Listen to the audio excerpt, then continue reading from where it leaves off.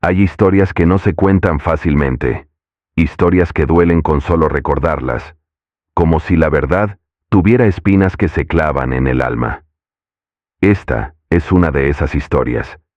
Comenzó en una tarde cualquiera de otoño de 1994, cuando los árboles del sur de Argentina aún conservaban sus hojas secas y el aire olía a leña quemada. Claudia tenía apenas 8 años, una niña de cabello lacio y oscuro, siempre con una trenza mal hecha en el costado. Su madre, una joven separada, solía dejarla los fines de semana con su abuela Emma, una mujer callada, reservada, que vivía en una casa antigua a las afueras del pueblo. Esa rutina nunca había causado sospecha, hasta aquel sábado. Claudia llegó a la casa de su abuela como siempre, con su mochilita azul, su peluche favorito y una sonrisa tímida, pero esa fue la última vez que alguien la vio. Esa noche no volvió a casa. Su madre fue la primera en notar la ausencia.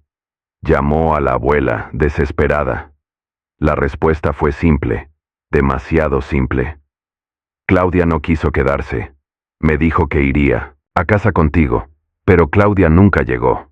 La policía local fue alertada en las primeras 24 horas. Se organizaron búsquedas por el bosque cercano, el arroyo y las rutas.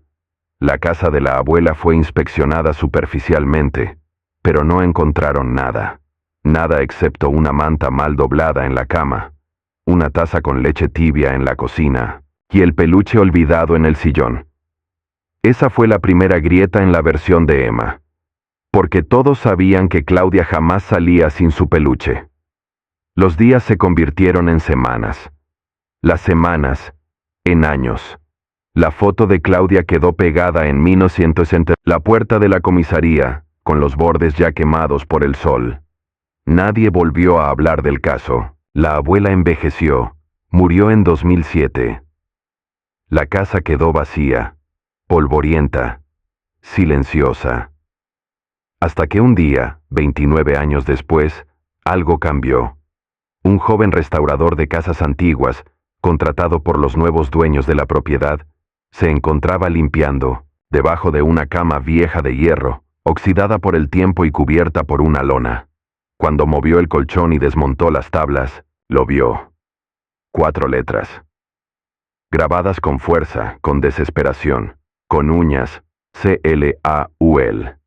Nombre inacabado de una niña que el mundo ya había olvidado, pero que nunca dejó de gritar en silencio desde ese lugar. Hay nombres que no se pronuncian porque duelen. Pero si alguna vez sentiste que la verdad se esconde justo bajo nuestros pies, suscríbete al canal y cuéntame en los comentarios.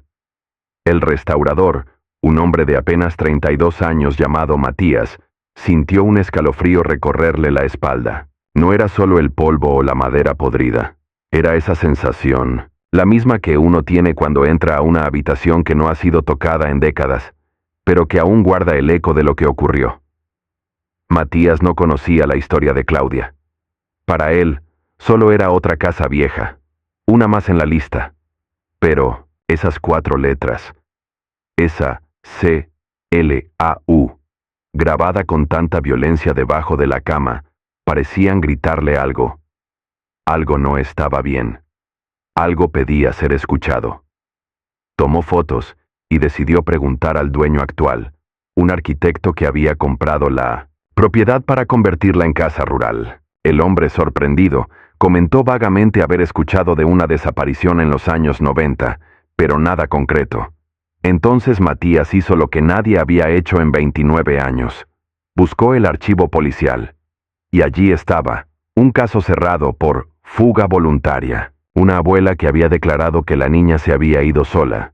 Una madre destrozada, tachada de negligente. Y ninguna prueba. Hasta ahora. Matías fue a la comisaría. Mostró las fotos. Pero los agentes actuales eran nuevos. El archivo estaba archivado en papel, olvidado en una caja húmeda, sin digitalizar. Le dijeron que sin restos, sin testigos, sin evidencia nueva real, no podían reabrir el caso. Solo 4 letras no bastaban, pero para Matías sí bastaban. Decidió volver solo a la casa. Esa noche, con una linterna, Entró por la puerta trasera. El silencio era tan profundo que podía escuchar el crujido de sus propias pisadas. La cama seguía allí. Las tablas sueltas, expuestas. Pero ahora, a la luz tenue, notó algo más. Había una pequeña grieta entre las maderas. Y dentro, algo brillaba. Metió los dedos con cuidado y extrajo un pequeño objeto metálico, oxidado, pero reconocible, un colgante infantil. Era un corazón de plástico, roto por la mitad. En el reverso, aún podía leerse, aunque casi borrado. Para mi Clau, con amor. Mamá, no había duda. Ese lugar no era solo una habitación, era una cápsula del tiempo. Un secreto enterrado. Matías grabó un video. Subió las imágenes a internet. En menos de 24 horas, el video había sido compartido más de 200.000 veces. Personas del pueblo comenzaron a comentar. Vecinos, ex compañeros de escuela, incluso una mujer, de edad avanzada, escribió algo que hizo temblar a Matías. Yo escuché algo esa noche, pero tenía miedo de hablar. Algunas verdades necesitan tiempo para salir a la luz, pero cuando aparecen, no te dejan dormir. Si tú también crees que hay secretos que el mundo necesita escuchar, suscríbete al canal y dime en los comentarios, ¿qué harías con esta verdad en tus manos? El comentario no fue una simple frase entre miles, fue una grieta en el muro del silencio que había rodeado el caso de Claudia durante casi 3 décadas. Matías respondió de inmediato, sin saber si recibiría otra palabra, pero al día siguiente, recibió un mensaje privado. Era de la misma mujer. Su nombre era Aurora, y vivía a 3 cuadras de la antigua casa de la abuela Emma. Matías la visitó. Aurora lo esperaba sentada en una silla mecedora, con las manos temblorosas y los ojos llenos de una culpa antigua. Tenía casi 80 años. Había sido amiga de Emma, la abuela de Claudia, durante muchos años. Yo no hablé antes, porque no sabía si era mi lugar. Pero esa noche escuché a Claudia gritar. Matías contuvo el aliento. Fue como a las 2 de la madrugada. Escuché una voz aguda, un grito largo. Después, silencio. Y luego, algo arrastrándose por el suelo. Pero Emma me dijo que era un gato. Siempre decía que eran gatos. Aurora bajó la mirada. Pero yo sabía que no era un gato. Era el instinto, sonido del miedo. Matías grabó el testimonio. Con su permiso, lo publicó. El video superó el 500.000 de reproducciones en menos de 3 días. Las redes se llenaron de mensajes.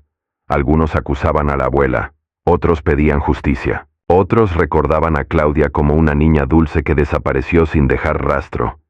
Y entonces ocurrió algo inesperado. La madre de Claudia, Diana, apareció.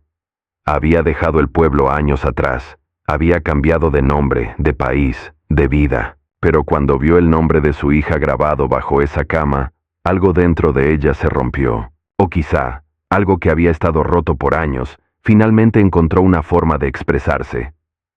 Diana regresó al pueblo. Fue a la casa vieja, entró. Cayó de rodillas al ver el lugar donde su hija pudo haber estado atrapada. Tocó la madera. Tocó el grabado. Lloró en silencio. Matías, presente, apenas podía sostener la cámara. Yo sabía que Emma no me decía toda la verdad, pero no tenía pruebas, y con el tiempo me cansé de pelear.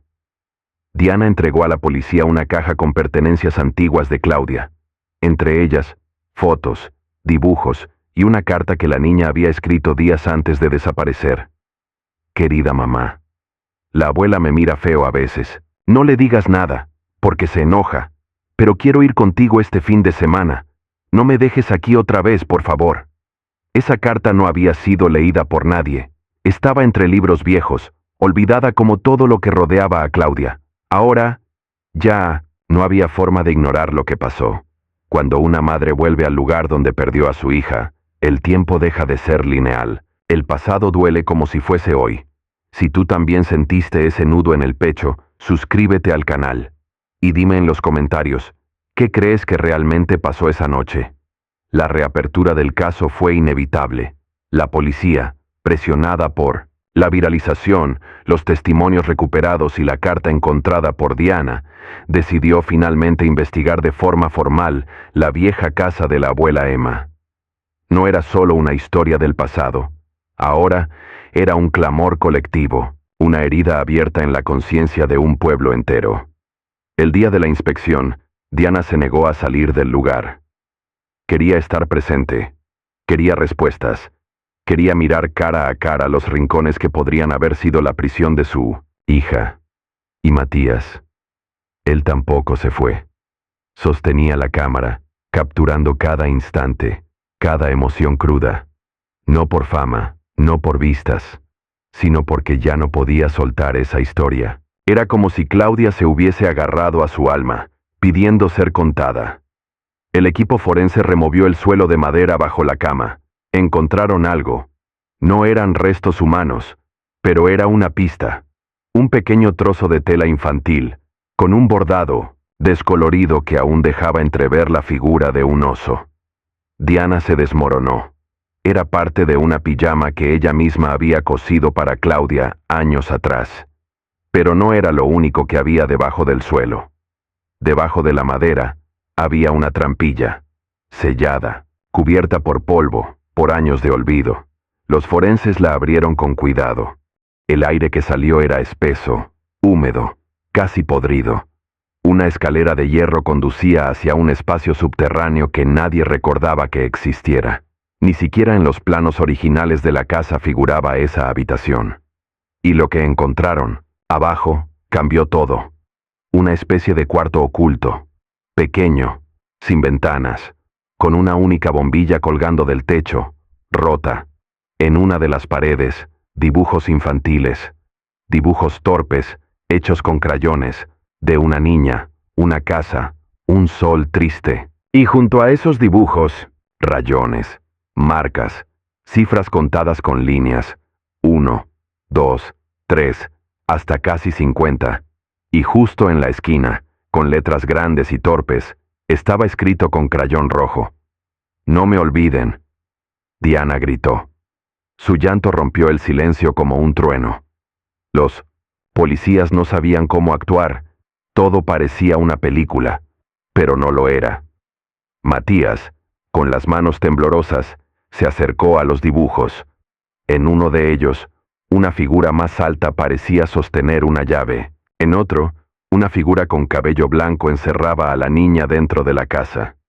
Y, en un último dibujo, la misma cama. La misma donde apareció el grabado. Era claro. Claudia había estado ahí. Y había intentado hablar. A partir del hallazgo, del cuarto secreto, la historia se volvió un caso nacional. Programas de televisión comenzaron a cubrir el suceso. Investigadores independientes viajaron al pueblo. Pero entre todos, había alguien que nunca había hablado. Y ahora estaba al borde de la muerte. La abuela Emma tenía 93 años, postrada en una cama, en una residencia privada desde hacía más de una década. Diana no la había visto desde el funeral simbólico de Claudia, años atrás. Pero ahora, frente a todo lo que salía a la luz, decidió enfrentarla por última vez. El encuentro fue frío. Emma, apenas consciente, murmuraba frases inconexas. Pero en un momento, cuando Diana mencionó el nombre de su hija, Emma se quedó en silencio. La mirada se clavó en el techo, y sus labios se movieron con apenas un susurro. Yo solo quería silencio. Matías, que había conseguido permiso para grabar, registró ese momento. No como evidencia jurídica, porque Emma ya no estaba en condiciones legales de declarar, sino como un testimonio final. Un testimonio que estremeció al país entero. El video fue publicado con una advertencia. Lo que están por escuchar puede romperles el corazón. Y lo hizo. Emma continuó diciendo entre susurros. Claudia hablaba mucho. Siempre preguntaba. Me dolía la cabeza. La enfermera a cargo interrumpió. Emma comenzaba a agitarse, pero antes de que la sedaran, dijo algo más. El cuarto, lo hice para castigarla. No era para siempre. Pero un día, no la escuché más. Silencio. Esa fue la confesión. No hubo golpes, no hubo sangre, solo negligencia, castigo, soledad y una muerte silenciosa. Diana salió del lugar destrozada, pero ahora lo sabía. Claudia no había huido. Claudia no había sido raptada. Claudia había muerto en la casa de la mujer que debía protegerla. Olvidada, encerrada. Y nadie lo supo. Nadie lo notó, porque nadie se atrevió a escuchar sus gritos. Días después, las autoridades encontraron fragmentos óseos en una de las esquinas del subsuelo. Aún no confirmaban su identidad oficialmente, pero para Diana no hacía falta más pruebas. Eran de su hija. El pueblo, que durante años había preferido olvidar, ahora se llenó de velas, dibujos de niños y cartas dejadas en la verja oxidada de la casa. Todos querían disculparse, todos querían sentir que hacían algo, pero ya era tarde. Claudia, la niña olvidada, se había convertido en un símbolo. El vídeo del testimonio de Emma alcanzó más de 3 millones de visitas en tan solo una semana. Pero en el suelo, por causa de la muerte o el misterio. Fue porque el rostro de Diana, roto por el dolor y la resignación, reflejaba algo que miles de personas entendieron sin necesitar explicaciones. La culpa de no haber escuchado, la vergüenza de no haber actuado, el dolor de haber confiado en alguien que no merecía confianza. Matías, consumido por la investigación, comenzó a recibir mensajes sobre otros casos similares. Relatos de madres, tías, vecinas, profesoras, todas describiendo situaciones en las que los niños parecían pedir ayuda de forma sutil. Dibujos con figuras extrañas, frases como «no me gusta dormir ahí», miedos inexplicables. Y lo más inquietante fue el patrón. La mayoría de estos niños sufrieron dentro de sus propios hogares. Matías luego creó un segundo video, no con más detalles sobre el caso de Claudia, sino como una advertencia colectiva. Mostró extractos de los dibujos de la niña, de la carta y de las historias de Aurora. Explicó cómo las señales de abuso o negligencia pueden pasar desapercibidas, no porque sean invisibles, sino porque el mundo se ha acostumbrado a ignorarlas.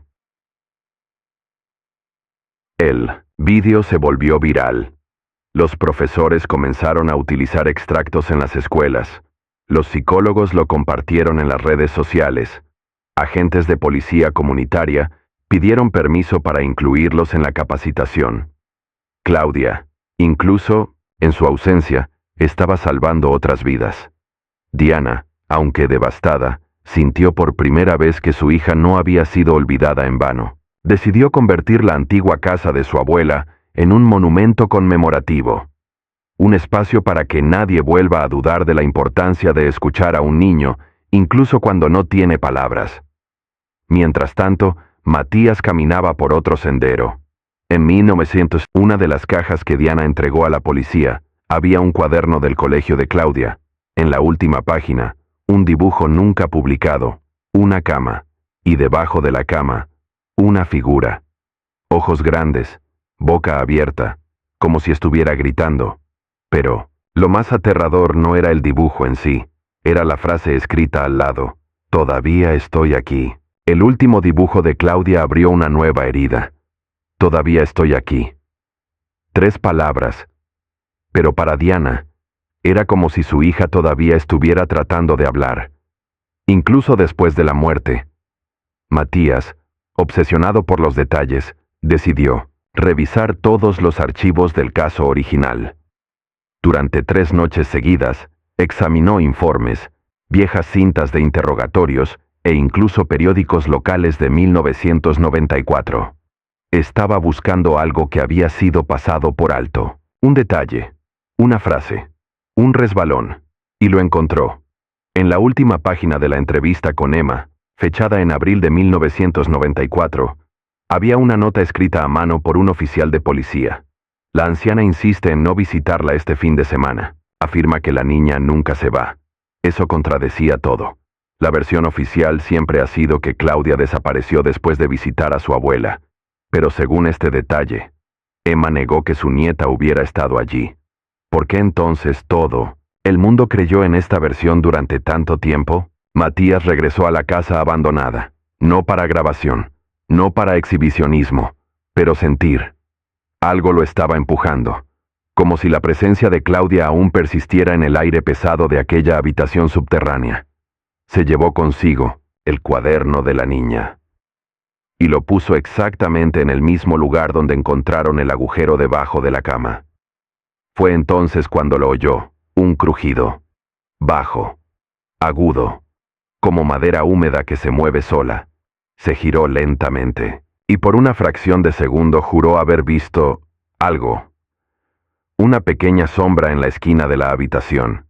No tenía una forma clara, pero algo en él se congeló. No era miedo. Fue un reconocimiento. Como si una parte de él dijera, sí, estás donde debes estar. Matías salió de allí molesto. Regresó a casa.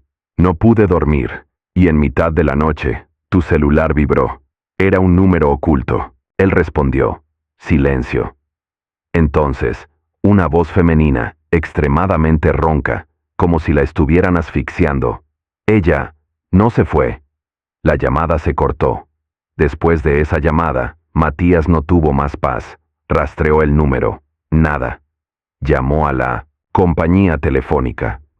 Dijeron que la llamada no estaba en el sistema. No fue posible. Él había escuchado. Lo había grabado. Pero al intentar reproducir el audio, nada. Silencio total. Parecía como si la llamada nunca hubiera existido. Tal vez que no pertenecía a este mundo. Diana, preocupada por el estado mental del periodista, le pidió que se alejara. Claudia, descansa, dijo tratando de convencerse. Pero Matías no lo creyó. Todavía había algo fuera de lugar. Y ahora, era personal. Fue entonces cuando decidió visitar al último miembro de la familia que aún estaba vivo.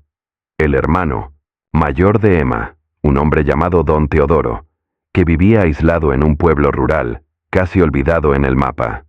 Al llegar, el anciano lo recibió con desconfianza, pero también con una extraña resignación, como si supiera que un día alguien vendría a preguntarle. Y sin que Matías dijera nada, Teodoro habló. «Has encontrado el nombre debajo de la cama, ¿verdad?» A Matías se le heló la sangre. Teodoro continuó.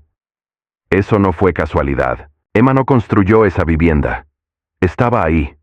Desde antes. Desde los años 50.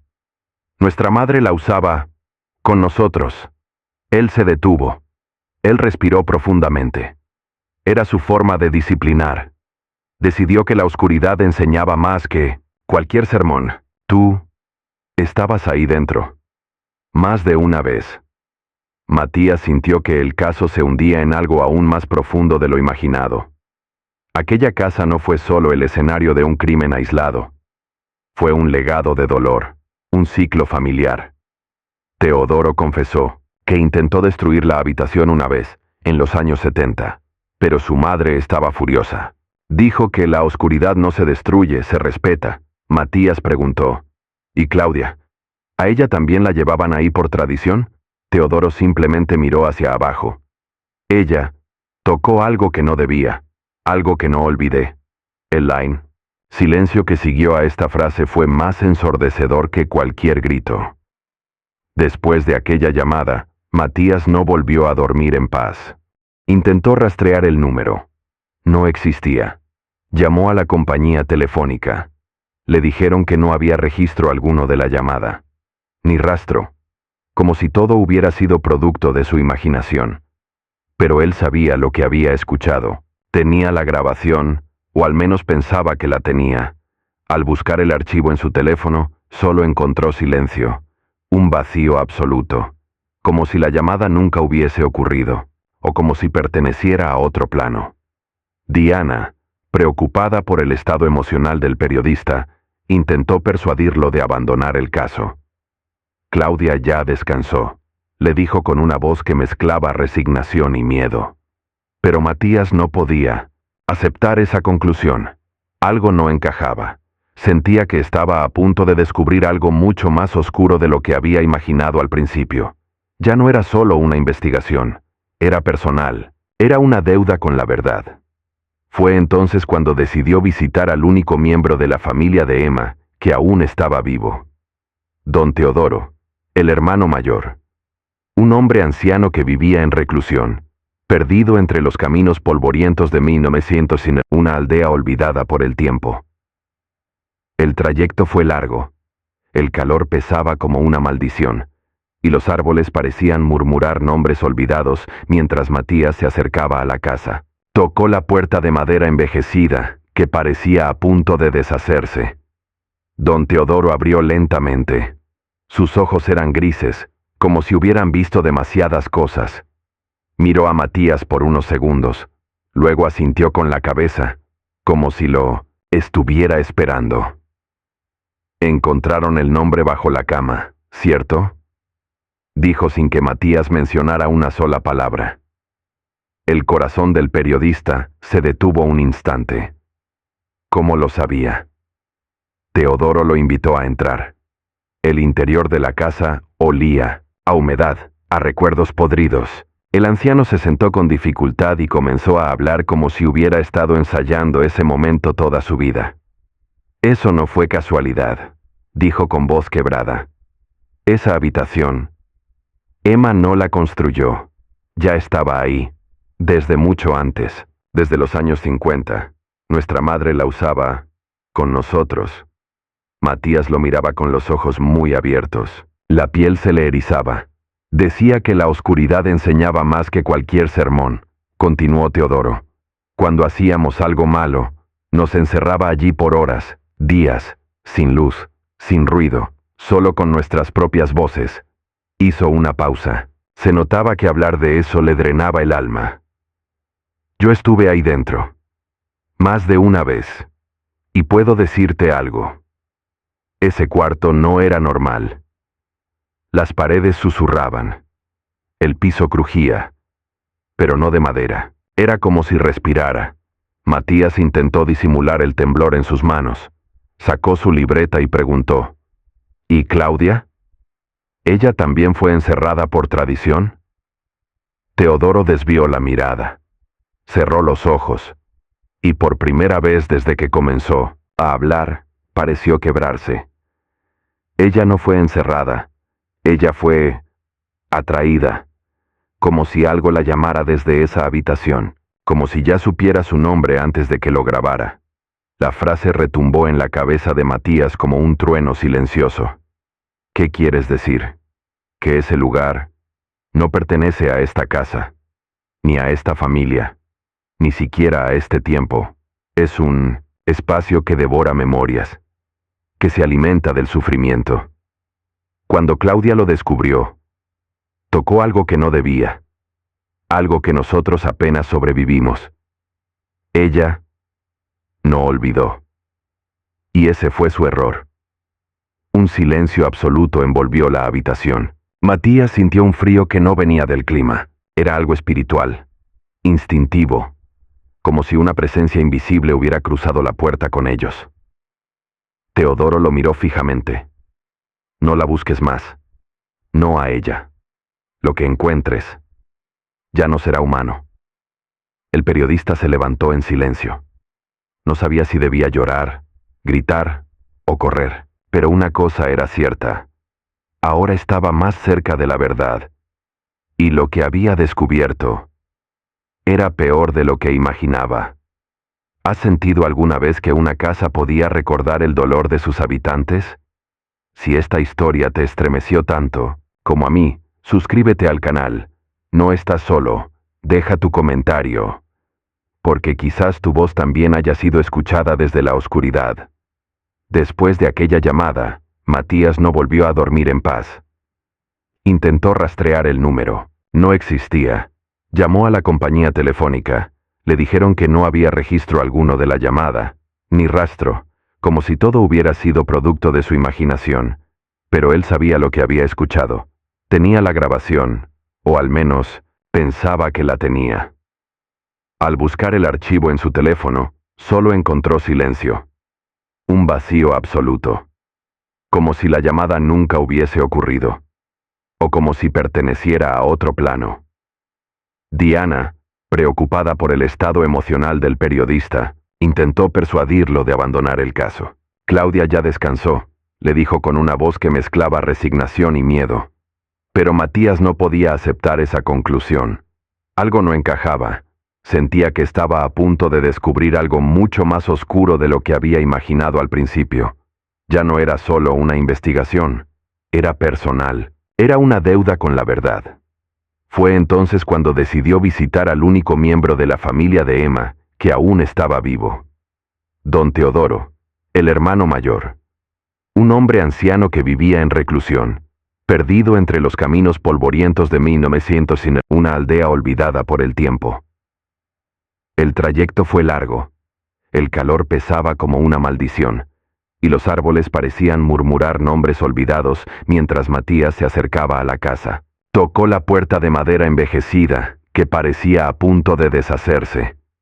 Don Teodoro abrió lentamente. Sus ojos eran grises, como si hubieran visto demasiadas cosas. Miró a Matías por unos segundos, luego asintió con la cabeza, como si lo estuviera esperando. Encontraron el nombre bajo la cama, ¿cierto? Dijo sin que Matías mencionara una sola palabra. El corazón del periodista se detuvo un instante. ¿Cómo lo sabía? Teodoro lo invitó a entrar. El interior de la casa olía a humedad, a recuerdos podridos. El anciano se sentó con dificultad y comenzó a hablar como si hubiera estado ensayando ese momento toda su vida. Eso no fue casualidad, dijo con voz quebrada. Esa habitación, Emma no la construyó, ya estaba ahí, desde mucho antes, desde los años 50. Nuestra madre la usaba, con nosotros. Matías lo miraba con los ojos muy abiertos, la piel se le erizaba. Decía que la oscuridad enseñaba más que cualquier sermón, continuó Teodoro. Cuando hacíamos algo malo, nos encerraba allí por horas, días, sin luz, sin ruido, solo con nuestras propias voces. Hizo una pausa. Se notaba que hablar de eso le drenaba el alma. Yo estuve ahí dentro, más de una vez, y puedo decirte algo. Ese cuarto no era normal. Las paredes susurraban, el piso crujía, pero no de madera. Era como si respirara, como si estuviera viva y observando. Matías intentó disimular el temblor en sus manos. Sacó su libreta y preguntó. ¿Y Claudia? ¿Ella también fue encerrada por tradición? Teodoro desvió la mirada. Cerró los ojos, y por primera vez desde que comenzó a hablar, pareció quebrarse. Ella no fue encerrada. Ella fue atraída, como si algo la llamara desde esa habitación, como si ya supiera su nombre antes de que lo grabara. La frase retumbó en la cabeza de Matías como un trueno silencioso. ¿Qué quieres decir? Que ese lugar no pertenece a esta casa, ni a esta familia, ni siquiera a este tiempo. Es un espacio que devora memorias, que se alimenta del sufrimiento. Cuando Claudia lo descubrió, tocó algo que no debía, algo que nosotros apenas sobrevivimos. Ella no olvidó. Y ese fue su error. Un silencio absoluto envolvió la habitación. Matías sintió un frío que no venía del clima. Era algo espiritual, instintivo, como si una presencia invisible hubiera cruzado la puerta con ellos. Teodoro lo miró fijamente. No la busques más. No a ella. Lo que encuentres ya no será humano. El periodista se levantó en silencio. No, sabía si debía llorar, gritar o correr. Pero una cosa era cierta. Ahora estaba más cerca de la verdad. Y lo que había descubierto era peor de lo que imaginaba. Afuera, el cielo comenzaba a oscurecerse, aunque aún era temprano. Una niebla densa descendía del bosque cercano, envolviendo la casa con una quietud antinatural. Matías miró hacia la ventana, y por un instante, juró ver a una niña observándolo desde los árboles. Su rostro era pálido, su cabello negro, empapado por el rocío, y en su pecho colgaba el mismo colgante que Emma había descrito en la denuncia policial, 30 años atrás. Matías regresó a la ciudad con el alma deshecha y un cuaderno lleno de verdades que nadie quería escuchar. Durante semanas, se encerró en su departamento, tratando de procesar todo lo que don Teodoro le había revelado. Las grabaciones, las fotografías, el colgante, la visión fugaz de la niña en el bosque. Todo apuntaba a una verdad que la policía había ignorado, o peor aún, había escondido, deliberadamente. Cuando volvió a contactar a Diana, su aliada en la fiscalía, ya no era el mismo hombre. Tenía los ojos hundidos, la voz quebrada, pero una determinación inquebrantable. «Necesito que me consigas el expediente original de la desaparición de Claudia», le dijo. «El de 1994. No la versión digital. Quiero el archivo físico». Diana tardó un largo silencio en responder. Ese archivo fue marcado como destruido en 2003. Por orden judicial. Matías apretó los puños. ¿Por qué destruir un caso de desaparición infantil sin resolución? ¿Quién tenía interés en que Claudia fuera olvidada? Quiero ver quién firmó esa orden, insistió. Diana dudó, pero finalmente aceptó ayudar. 2 días después, le envió una fotografía. Una firma que Matías reconoció de inmediato. Comisario Gregorio Acuña. El mismo oficial que, en 1994, lideró la búsqueda de Claudia. El mismo que fue entrevistado en todos los noticieros prometiendo justicia. El mismo que, un año después, se jubiló prematuramente y desapareció del radar. Matías viajó a la última dirección registrada de Acuña, un pequeño pueblo al norte, cercano a la frontera. Allí, en una casa desvencijada, encontró al hombre en silla de ruedas, con un ojo vidrioso y una botella de whisky como compañero. «No tengo nada que decir», fue lo primero que dijo, sin siquiera levantar la mirada. Pero Matías no se detuvo. Colocó sobre la mesa una copia ampliada de la fotografía más reciente. El nombre Claudia, grabado bajo la cama, con fecha carbonizada de 1994. Acuña levantó la vista. Su rostro envejecido se crispó. «Dios mío, otra vez tú». «¿Qué quiso decir?», preguntó Matías con la voz seca. «Ese nombre, lo vi antes. No en esa casa, en otra, en 1987. Otro caso, otra niña, mismo grabado, mismo nombre». El periodista tragó en seco. «¿Está diciendo que hubo más de una Claudia?». Acuña asintió lentamente. 3 en total. De diferentes regiones, diferentes edades. Todas desaparecidas sin dejar rastro. Y en todas, ese mismo nombre grabado bajo camas que no pertenecían a ellas. Como si algo las marcara. Como si alguien las eligiera antes de que nacieran. Matías sintió una náusea profunda. Aquello iba más allá de un crimen. Era un patrón. Un ritual. Un designio. «¿Por qué destruyeron los archivos?», preguntó. El comisario miró al vacío. Sus ojos se llenaron de lágrimas. «Porque cuando uno ve el mal cara a cara, no lo olvida. Porque esto no es humano, hijo. Esto no puede ser detenido con leyes, ni con balas, solo con silencio. Y yo tuve miedo». Matías se levantó, furioso. «Usted fue cobarde. Usted selló el destino de esas niñas». Acuña no respondió, solo susurró. «Si sigues escarbando, vas a encontrar más nombres. Pero prepárate, porque uno de ellos será el tuyo». Esa noche, de vuelta en su hotel, Matías encendió su laptop y comenzó a rastrear todos los archivos policiales relacionados a desapariciones infantiles con patrones similares. Nombres grabados, habitaciones sin ventanas, testigos que perdieron la razón. Lo que encontró lo dejó sin aliento. 6 casos, 3 países, todas las víctimas mujeres, todas llamadas Claudia, todas desaparecidas entre 1980 y 1995. Había algo más. En cada caso, una fecha regresaba, 29 de octubre. Exactamente la misma del día en que Claudia desapareció. Era un ciclo, una maldición, una ofrenda. Y el 29 de octubre se acercaba otra vez, Matías no durmió esa noche. En la habitación del hotel, rodeado de documentos, carpetas viejas escaneadas y recortes de periódicos que nadie había vuelto a leer, comenzó a construir un mapa. Uno con fechas, coordenadas, rostros de niñas, desaparecidas, detalles que parecían insignificantes, hasta que todos encajaron. Cada Claudia desaparecida entre 1980 y 1995 tenía una conexión con otra. Algunas eran primas lejanas, otras, hijas de antiguos empleados del mismo orfanato. Incluso había dos que compartieron maestra de jardín. Eran coincidencias imposibles de ignorar.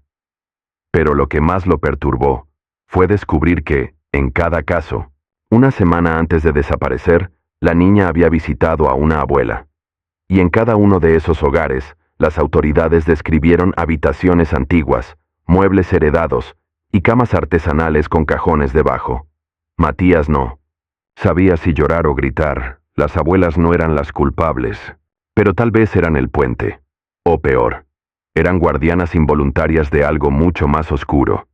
Recordó a Emma, a su mirada vacía en el sanatorio, a sus palabras incompletas.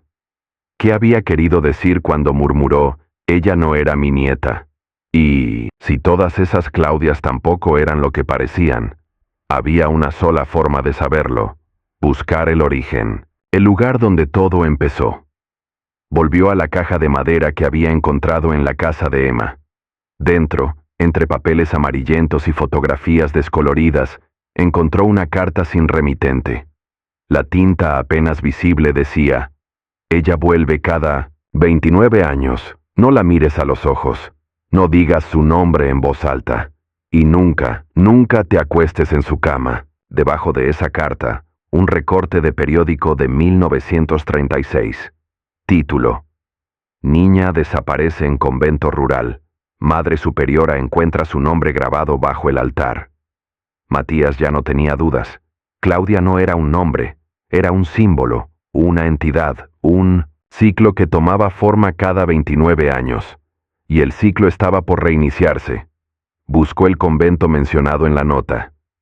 Ya no existía, pero encontró su ubicación original en un pueblo fantasma, al pie de la sierra. Al día siguiente, tomó su coche y manejó sin detenerse, con la certeza visceral de que no regresaría igual de ese lugar. Cuando llegó, no encontró convento alguno, solo ruinas, piedras cubiertas de musgo, una cruz caída entre hierba seca. Pero en el centro del terreno, algo capturó su atención: una tapa de hierro oxidado, parcialmente cubierta de tierra y raíces. La levantó. Un olor pútrido emergió de las profundidades. Bajó los escalones de concreto que crujían con cada paso, hasta llegar a un cuarto cerrado, circular, sin ventanas. Las paredes estaban cubiertas de garabatos infantiles, y nombres, decenas de nombres, pero todos repetidos: Claudia, Claudia, Claudia, Claudia, Claudia, uno tras otro. Algunos escritos con crayón, otros tallados con cuchillos, algunos grabados con sangre. Matías retrocedió, temblando. En el centro del cuarto, un catre de hierro oxidado y una muñeca rota. Y sobre la pared opuesta, una frase escrita en 1900 letras grandes. El próximo nombre ya fue elegido. El corazón de Matías latía con violencia. Algo detrás de él crujió, un susurro en un idioma que no reconocía. Giró en seco. Nada. Corrió hacia la salida, tropezando, jadeando, con los ojos llorosos. Cuando llegó al auto, revisó sus notas. Volvió a contar los ciclos: 1936, 1965, 1994, 2023. Ese año, ese mes, ese día, 29 de octubre estaba a solo 2 semanas, y si las reglas seguían vigentes, una nueva Claudia sería tomada. Y quizás esta vez no había nadie para detenerlo. Si llegaste hasta aquí, es porque algo en esta historia te tocó. Pero lo que viene, aún no lo viste. Suscríbete ahora y comenta abajo. ¿Conoces a alguna Claudia que cumpla años este mes? Tal vez no sea coincidencia. Matías llegó de regreso al pueblo con el alma rota y las manos temblorosas. No era el mismo hombre que partió. En su mirada se había instalado una sombra silenciosa, como si hubiera visto algo que no debía, algo que no pertenece a este tiempo ni a esta tierra. Llamó a Diana. Su voz temblaba. Tenemos que hablar, pero no por teléfono. Se encontraron, en un café discreto, lejos del bullicio. Diana lo vio llegar con ojeras profundas, su ropa arrugada, sus manos sucias de tierra vieja. No necesitó hacer preguntas. Matías extendió sus apuntes sobre la mesa. Mapas, nombres, fechas, fotografías marcadas con círculos rojos, símbolos que parecían dibujos de niñas, pero escondían geometrías más antiguas. Diana lo escuchó en silencio durante más de una hora. Al final, solo dijo: Matías, mi abuela se llama Claudia.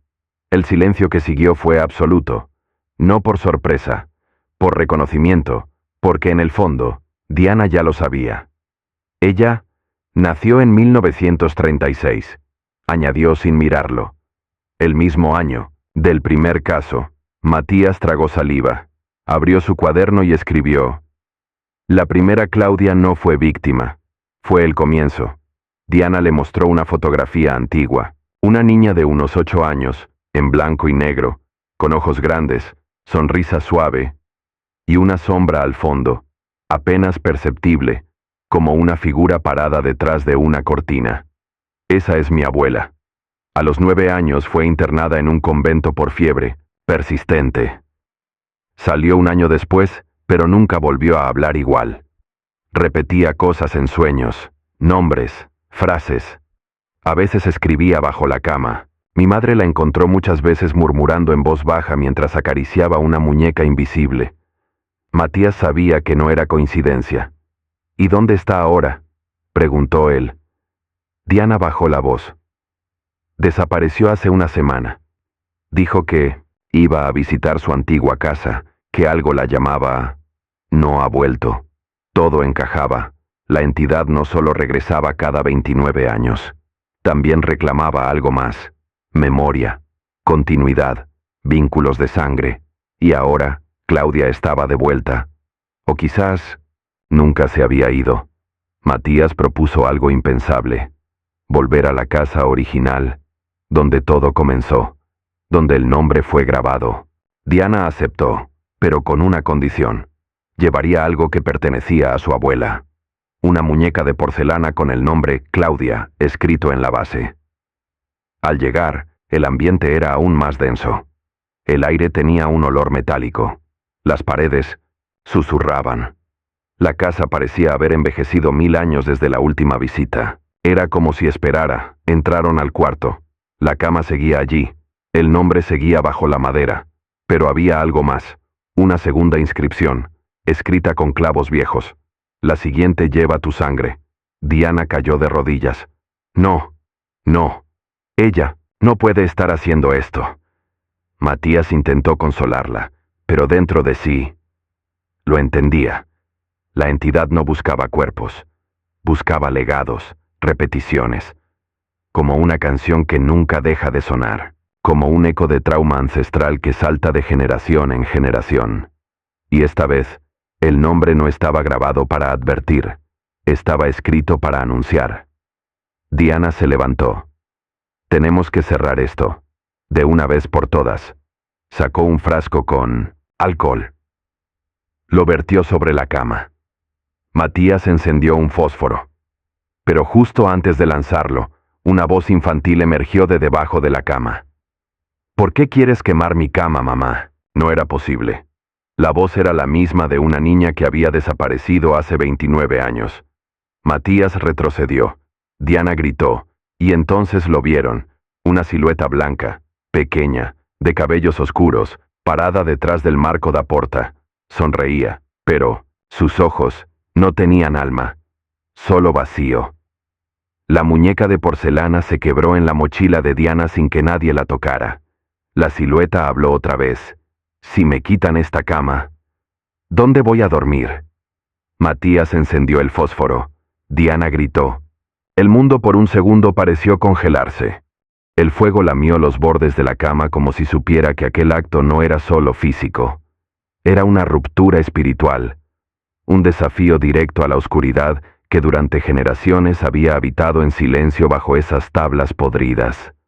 Diana, con los ojos llenos de lágrimas, no retrocedió. Matías, aunque con las manos temblorosas, sostuvo el fósforo encendido hasta que la llama creció y devoró la estructura. Pero la silueta de la niña no gritó, no corrió, solo observó, y luego desapareció, como si esperara otra cosa. El calor aumentó, el humo llenó la habitación. Diana salió tosiendo, arrastrando una maleta que no recordaba haber traído. Matías salió detrás de ella, tropezando con una muñeca de porcelana derretida que no estaba allí antes. Afuera, el aire era más frío, irónicamente frío, como si el fuego dentro hubiese aspirado la vida misma de la casa. Llamaron a los bomberos, pero cuando llegaron, la casa ya no existía. No quedaban paredes, ni tejado, ni cimientos, solo tierra, tierra negra, quemada e intacta. ¿Y la cama?, preguntó uno de los bomberos. Diana respondió sin parpadear. Nunca hubo cama. Matías supo entonces que algo había cambiado en ella. Volvieron a sus respectivas ciudades, prometiendo no volver a hablar de ello. Pero las promesas, como las cicatrices, no siempre sanan como uno espera. Pasaron semanas, luego meses. El caso quedó archivado como desaparición sin pruebas físicas, y Matías abandonó el periodismo. No podía seguir narrando verdades que nadie quería escuchar. Empezó a trabajar como bibliotecario, en silencio, en paz. O eso pensó. Un martes cualquiera, encontró un sobre sin remitente en su casillero. Dentro, una sola fotografía. La imagen de una niña frente a una casa que ya no existía. Y al fondo, la sombra.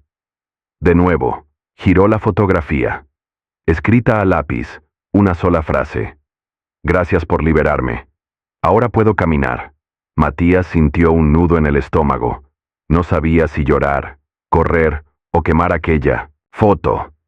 Pero algo lo detuvo. En la esquina inferior, una palabra escrita en letra infantil. Diana. La llamó de inmediato. Nadie respondió. Pasaron horas, días. Fue a su casa. Cerrada. Preguntó a los vecinos. Nadie la había visto desde hacía una semana. Buscó registros. Nada. Como si se hubiera desvanecido. Como si la historia lo hubiera reclamado a él ahora. En su departamento, encontró la maleta que Diana había sacado de la casa el día del incendio. Estaba en su sala, y él nunca la había traído. La abrió con manos temblorosas. Dentro, una sola cosa, una grabadora de casete. La encendió, un zumbido, luego una voz. Hola, Matías. Si estás escuchando esto es porque ya no estoy. No me busques, no llores, no reces por mí. Yo decidí cargar con esto. Yo soy la última Claudia. Un silencio profundo. Luego, un grito. No humano. Y la cinta se cortó. Matías cayó de rodillas.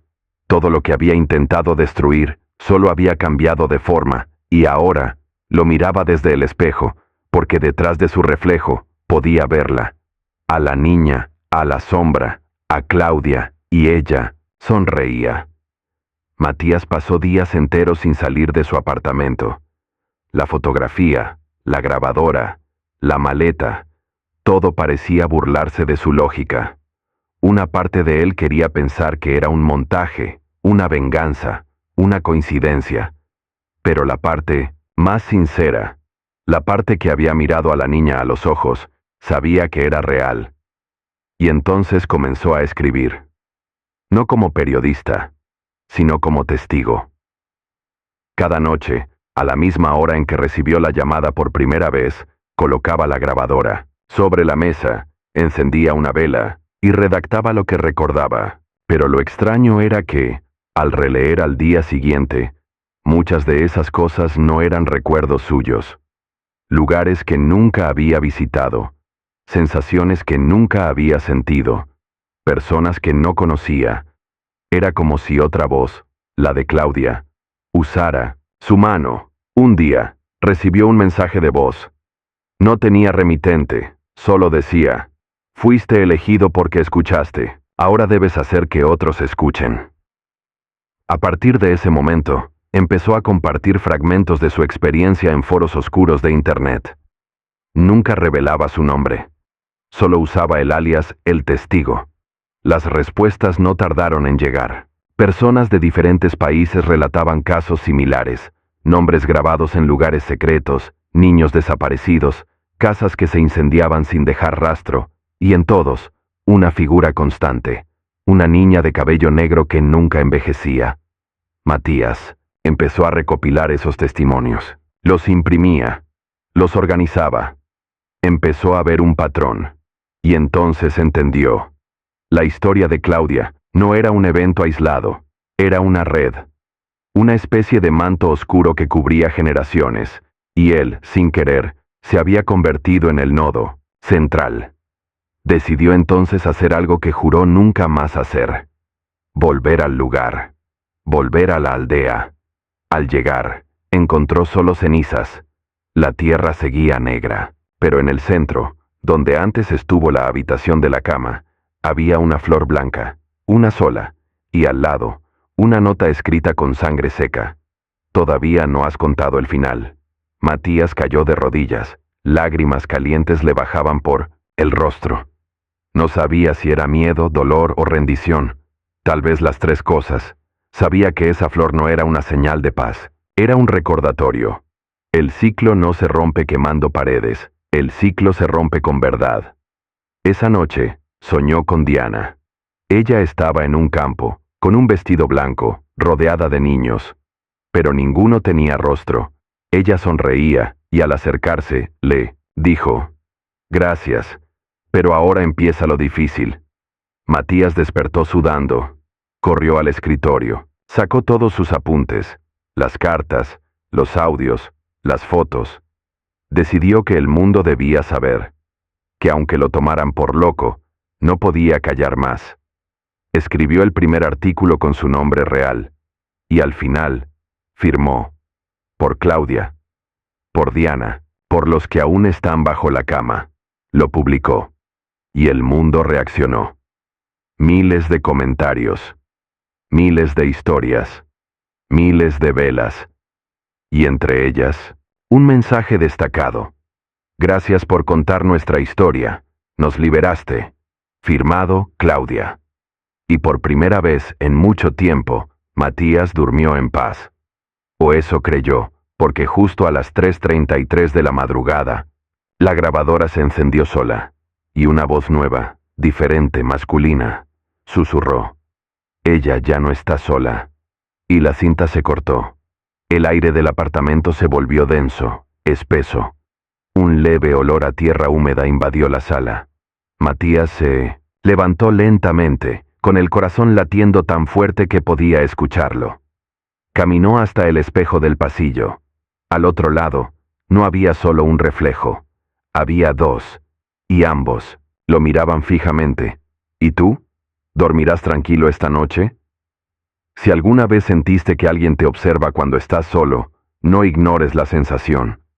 Comenta con una vela, y suscríbete antes de que ese alguien susurre tu nombre. Desde el otro lado del espejo, la madrugada siguiente, Matías no durmió. Se quedó sentado frente al grabador, esperando algo. Cada crujido de madera en su apartamento sonaba como una advertencia.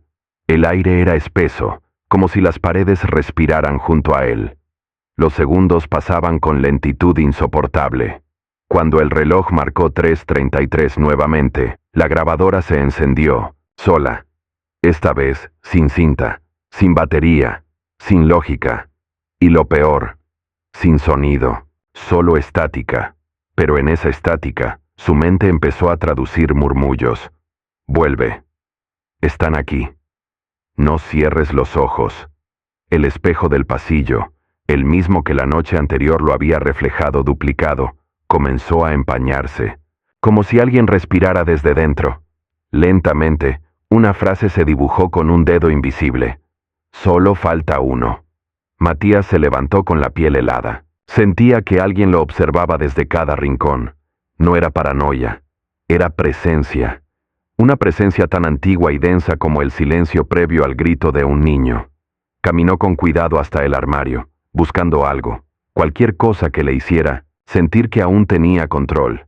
Lo que encontró, sin embargo, terminó por romper su cordura. Dentro del armario estaba la misma mochila escolar que llevaba Claudia en la foto de 1994. Con polvo, con tierra seca, con su nombre bordado con hilo rojo. Matías se quedó sin aire. Nunca había visto esa mochila en su vida. Pero la reconocía. La sentía. Como si una parte de él siempre la hubiera llevado consigo. Al abrirla, un olor fétido a encierro y humedad lo golpeó de lleno. Dentro, una hoja amarilla arrugada, escrita a lápiz con letra infantil. Si estás leyendo esto ya sabes lo que tienes que hacer. El último nombre está contigo. El teléfono fijo, desconectado desde hacía años, sonó 1, 2, 3 veces. Al descolgar, una voz de niña, apenas un susurro pronunció, ¿me escuchas ahora? Y luego, el silencio absoluto. Matías cayó de rodillas. El cuerpo le temblaba. Las paredes de su casa ya no eran suyas, ya no eran de nadie. No podía seguir negándolo. Esto no era solo una historia, no era un caso cerrado.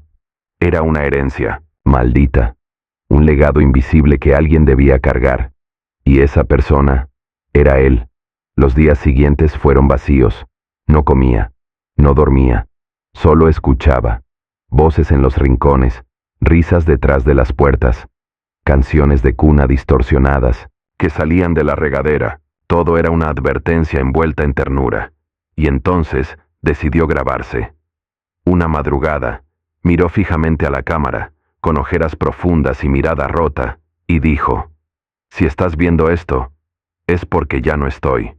Pero tú puedes continuar. No te calles, no te rías, no lo niegues, porque si tú también escuchaste su voz, ya es demasiado tarde. Esa fue su última grabación. Al día siguiente, la policía entró a su apartamento tras una denuncia de desaparición. No había señales de lucha, nada estaba fuera de lugar. Salvo una cosa. Debajo de la cama, grabado con fuego, otro nombre, un nombre que nadie reconocía. Un nombre que tú ahora conoces. Porque si llegaste hasta aquí, si sentiste esa sensación detrás del cuello mientras escuchabas esta historia, si apagaste la luz pero sentiste que no estabas solo, tal vez ese nombre es el tuyo. Y si no lo es, tranquilo. Aún hay tiempo. Las historias no terminan, solo cambian de narrador. Y esta, querido oyente, te está esperando. Escribe tu nombre en los comentarios, no por vanidad, sino porque cada letra puede ser la barrera entre tú y lo que está debajo de tu cama esta noche. Suscríbete antes de las 3:33 am. Puede que esta historia termine aquí, pero lo que despertó no volverá a dormir.